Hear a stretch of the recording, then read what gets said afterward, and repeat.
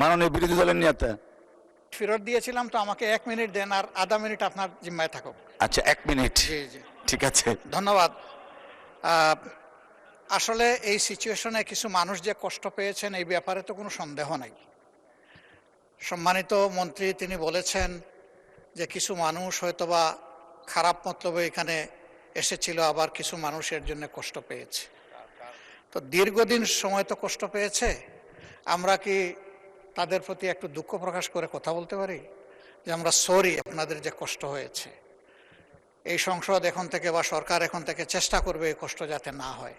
কারণ আমরা যদি সবাইকে একই পাল্লায় হিসাবে নেই, যে মানুষগুলা দিনের পর দিন ঘন্টার পর ঘন্টা এই অমানসিক কষ্ট করেছে, তারা কিন্তু বাড়তি ব্যথা পাবে। তারা মনে করবে যে সবাইকে একই কাতারে ফেলে দেওয়া হয়েছে। আর ইনোসেন্ট মানুষগুলাই বেশি, মতলববাজ খুবই কম যারা মানুষকে কষ্ট দিয়েছে।